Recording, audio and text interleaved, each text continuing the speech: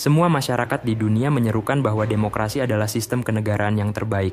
Semua yang dilakukan oleh rakyat atau yang mengatasnamakan rakyat adalah hal yang terbaik, dan itulah demokrasi. Seperti yang diucapkan Abraham Lincoln, suatu pemerintahan dari rakyat oleh rakyat dan untuk rakyat, melibatkan partisipasi aktif rakyat dalam pemerintahan dan mengutamakan kepentingan rakyat. Tapi apakah sistem demokrasi selalu mendahulukan kepentingan rakyat, atau jangan-jangan hanya memanfaatkan? Benarkah demokrasi yang kita anut ini sebagai sistem yang terbaik dan masih relevan untuk kita saat ini? Sistem politik demokrasi dianggap sistem terbaik, karena dalam sistem pemerintahan yang demokratis, kedaulatan tertinggi dipegang oleh rakyat. Selain itu, demokrasi memfasilitasi semua kepentingan dan aspirasi masyarakat. Namun, demokrasi juga akan melahirkan situasi-situasi yang menciptakan musuhnya sendiri, yakni kerumitan politik yang nantinya akan bermuara pada kekacauan, lalu akhirnya revolusi akan membunuh demokrasi itu sendiri.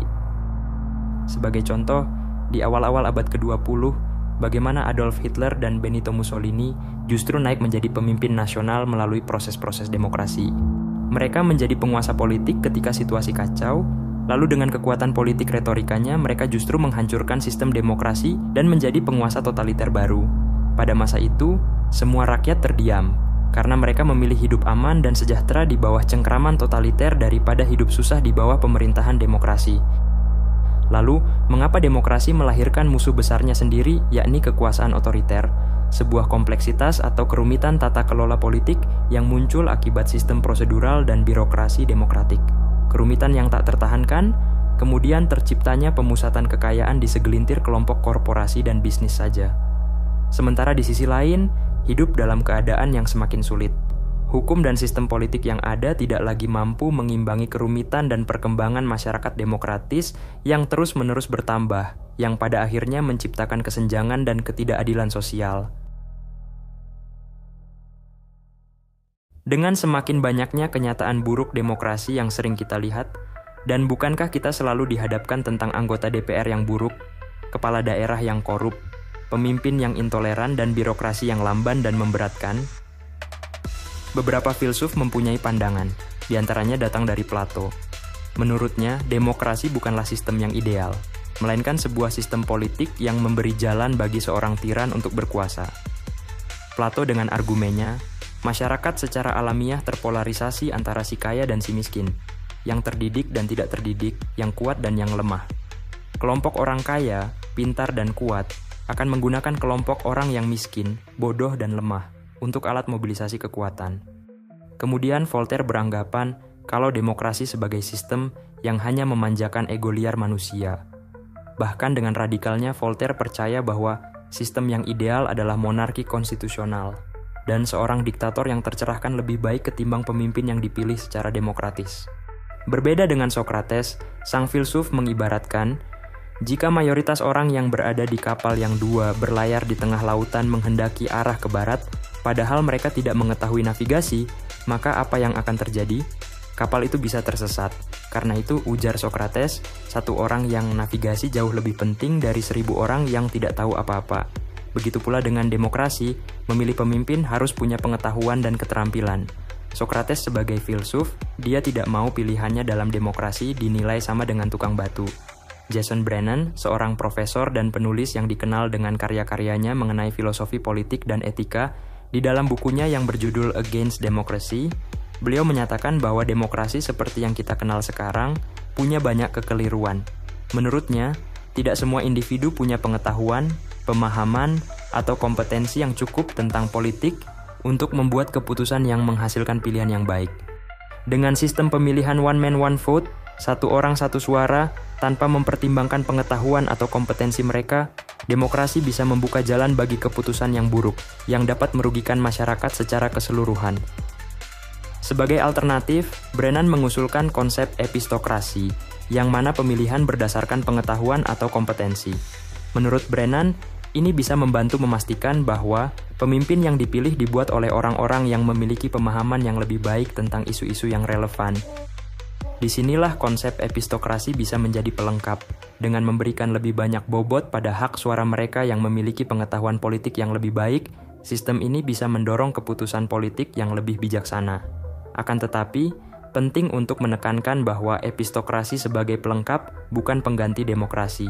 Hal ini semestinya tidak berarti menghilangkan hak semua warga negara untuk berpartisipasi dalam proses politik, tetapi lebih pada mencari cara untuk memperbaiki dan memperkuat proses tersebut dengan lebih menghargai pengetahuan dan keahlian. Sekarang kita tahu, sumber masalah yang selalu saja menghasilkan kekecewaan. Sumber masalah itu ada pada kualitas pemilih. Pemilih dihadapkan pada ketidaktahuan, buta politik, tidak tahu pemimpin siapa yang mereka pilih di dalam kotak suara, dan harus diingat, ketidaktahuan dalam demokrasi bisa menjadi malapetaka. Kembali lagi ke roh sistem demokrasi, suatu pemerintahan dari rakyat, oleh rakyat, dan untuk rakyat. Di mana sistem demokrasi partai politik menjadi kepanjangan tangan rakyat untuk aspirasi demokrasi. Namun, apa yang kita lihat sekarang? Demokrasi hanya memanjakan para elit politik. Proses kaderisasi melalui jalan tol dirasa agar cepat berkuasa. Para elit melalui aturan mainnya menciptakan kompetisi politik yang semu, di mana partai politik tetap berkuasa sekaligus jadi penentu. Kebijakan penting, partai lebih ditentukan oleh rasa atau intuisi personal sang ketua atas nama hak prerogatif. Mereka seharusnya menjadi laboratorium demokrasi, bukan kerajaan kecil yang memusatkan kekuasaan pada segelintir orang.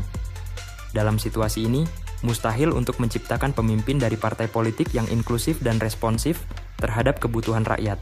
Kita melihat dari realitas perpolitikan kita, seluruh jabatan strategis dalam birokrasi pemerintahan saat ini hanyalah sirkulasi elit-elit lama yang selalu berotasi di dalam lingkaran kekuasaan oligarki, suatu entitas yang cair, menghubungkan kepentingan para konglo dan lihai dalam beradaptasi dengan berbagai sistem otoritarianisme maupun demokrasi. Semua bentuk pemerintahan memiliki kelebihan dan kekurangannya masing-masing. Negara Arab contohnya, dengan sistem monarki, negara Arab mampu menyejahterakan rakyatnya, walaupun kebebasan masyarakatnya terkekang.